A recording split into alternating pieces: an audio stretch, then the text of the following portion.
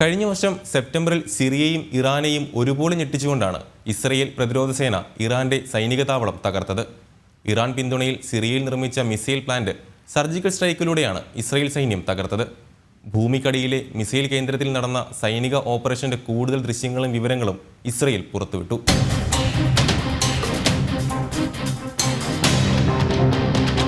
2024 September 8-നാണ് സിറിയയിൽ Israel ആക്രമണം നടത്തിയത്. 4 മാസം മുൻപ് സിറിയയിൽ നടത്തിയ ആ സൈനിക ഓപ്പറേഷന്റെ പൂർണ്ണ വിവരങ്ങളും ദൃശ്യങ്ങളുമാണ് ഇസ്രയേൽ പ്രതിരോധ സേന ഇപ്പോൾ പുറത്തുവിട്ടിരിക്കുന്നത്. 120 കമാൻഡോകൾ ഉൾപ്പെട്ട സംഘം അതിവിദഗ്ധമായാണ് സിറിയയിലെ മിസൈൽ നിർമ്മാണ കേന്ദ്രം തകർത്തത്. വർഷങ്ങളോളം നടത്തിവന്ന നിരീക്ഷണവും കൃത്യമായ ആസൂത്രണത്തോടെയുമാണ് പദ്ധതി നടപ്പിലാക്കിയത്. 4 മാസം മുൻപ് സിറിയയിൽ നടത്തിയ സർജിക്കൽ സ്ട്രൈക്കിന്റെ വീഡിയോ ഇസ്രയേൽ പ്രതിരോധ സേന പുറത്തുവിട്ടു.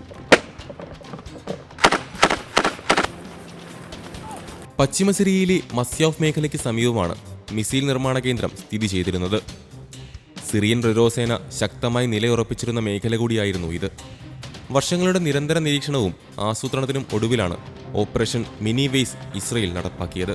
പടിഞ്ഞാറൻ സിറിയയിലെ മസ്ഫയാം മേഖലയിൽ ഒരു പർവ്വതം കുഴിച്ചാണ് ഇറാൻ ഭൂഗർഭ മിസൈൽ ഫാക്ടറി നിർമ്മിച്ചിരുന്നത്. സിറിയയ്ക്കും ലബനനിലെ സായുധ സംഘമായ ഹിസ്ബുള്ളയ്ക്കും മിസൈലുകൾ നൽകാനാണ് ഇറാൻ കേന്ദ്രം ആരംഭിച്ചതെന്ന് ഇസ്രയേൽ പറയുന്നു. ഇസ്രയേൽ സേനയിൽ ഒരാൾക്കും പരിക്കേൽക്കാത്ത രീതിയിൽ പഴുതടച്ചാണ് ആക്രമണം നടത്തിയത്. 3 മണിക്കൂർ നീണ്ടുനിന്ന സൈനിക ഓപ്പറേഷന്റെ അവസാനം താവളം തകർത്ത് ഇസ്രയേൽ സൈന്യം മടങ്ങി. 2017 കേന്ദ്രത്തിന്റെ നിർമ്മാണം തുടങ്ങിയെന്നാണ് ഇസ്രയേൽ സൈന്യം കണ്ടെത്തിയത്. തെക്കൻ സിറിയയിലെ റോക്കറ്റ് നിർമ്മാണ കേന്ദ്രം നേരത്തെ ഇസ്രയേൽ തകർത്തോടെയാണ് ഭൂഗർഭ കേന്ദ്രം ആരംഭിച്ചത്. പ്രത്യേക രീതിയിലാണ് ഇത് നിർമ്മിച്ചിരുന്നത്. 3 പ്രവേശന കവാടങ്ങളും 16ഓളം മുറികളും ഉൾപ്പെട്ടതായിരുന്നു ഭൂമിക്കടിയിലെ ഈ നിർമ്മാണ കേന്ദ്രം.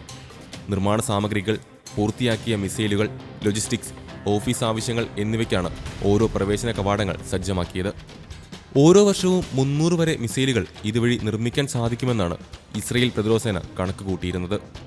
2 മാസത്തെ പരിശീലനത്തിന് ശേഷമായിരുന്നു സൈനിക നടപടി. ഭൂപ്രകൃതി അടക്കം നിരീക്ഷിച്ച് കൃത്യമായ പ്ലാനിങ്ങോടെ ഒരു റഡാറിലും പെടാതെ സൈനികർ ഹെലികോപ്റ്ററിൽ വന്നിറങ്ങി. പരിസരം നിരീക്ഷിച്ച ശേഷം സിറിയൻ മണ്ണിൽ കാലുകുത്തിയ കമാൻഡോകൾ മിസൈൽ ഉൽപ്പാദന കേന്ദ്രത്തിലേക്ക് ഇരച്ചുകയറി ആക്രമിക്കുകയായിരുന്നു. കേന്ദ്രത്തിന്റെ വിവിധയിടങ്ങളിൽ സ്ഫോടക വസ്തുക്കൾ സ്ഥാപിച്ച ശേഷം വിദൂര നിയന്ത്രിത സാങ്കേതിക വിദ്യയിലൂടെ ഉഗ്രസ്ഫോടനം നടത്തി. ഇസ്രയേൽ സൈനിക നടപടിയിൽ 30 സിറിയൻ സൈനികർ കൊല്ലപ്പെട്ടതായാണ് ഇസ്രയേൽ അവകാശപ്പെടുന്നത്. എന്നാൽ 14 പേർ മരിച്ചെന്നും 43 പേർക്ക് പരിക്കേറ്റെന്നുമാണ് സിറിയൻ മാധ്യമങ്ങൾ റിപ്പോർട്ട് ചെയ്തത്. ആക്രമണം നടന്ന് 1 മണിക്കൂറിന് ശേഷം സിറിയൻ സൈന്യം സ്ഥലത്തെത്തി. അപ്പോഴേക്കും എല്ലാം കഴിഞ്ഞ് ഇസ്രയേൽ സൈന്യം മടങ്ങിയിരുന്നു. അതേസമയം സിറിയയിൽ നിന്നും പുറത്താക്കപ്പെട്ട പ്രസിഡന്റ് ബഷാർ അൽ അസദിനെ കൊലപ്പെടുത്താൻ ശ്രമം നടന്നെന്ന റിപ്പോർട്ടും പുറത്തുവന്നു. റഷ്യയിലെ ഒരു മുൻ ചാരൻ പങ്കുവച്ച റിപ്പോർട്ടിലാണ് ഇക്കാര്യം പറയുന്നത്. ജനറൽ SVR എന്ന എക്സ് അക്കൗണ്ടിൽ പങ്കുവച്ച റിപ്പോർട്ടിലാണ് ആരോപണം. റഷ്യയിലെ ഒരു മുൻ ചാരനാണ് ഈ എക്സ് അക്കൗണ്ടിന്റെ ഉടമ. കഴിഞ്ഞ ഞായറാഴ്ച ഉച്ചയ്ക്ക് അസദിന് ദേഹാസ്വാസ്ഥ്യമുണ്ടായതായും ചുമയ്ക്കുകയും ശ്വാസം മുട്ടുകയും ചെയ്തുവെന്ന് കുറിപ്പിൽ പറയുന്നു. തുടർന്ന് സുരക്ഷാ ഉദ്യോഗസ്ഥർ അസദിന് വെള്ളം നൽകിയെങ്കിലും ശ്വാസതടസ്സം തുടർന്നുവെന്നും കുറിപ്പിലുണ്ട്. ഡോക്ടർമാരെത്തി പരിശോധന നടത്തി. ശരീരത്തിൽ വിഷാംശം കണ്ടെത്തിയതായും റിപ്പോർട്ടിൽ പറയുന്നു. നിലവിൽ മോസ്കോയിലെ അപ്പാർട്ട്മെന്റിൽ ചികിത്സയിലാണ് അസദ്. ആരോഗ്യാവസ്ഥയിൽ പുരോഗതിയുണ്ടെന്നാണ് റിപ്പോർട്ട്. എന്നാൽ ഇതുമായി ബന്ധപ്പെട്ട് റഷ്യയുടെ ഭാഗത്തുനിന്നും ഔദ്യോഗിക പ്രതികരണങ്ങളൊന്നും തന്നെ വന്നിട്ടില്ല.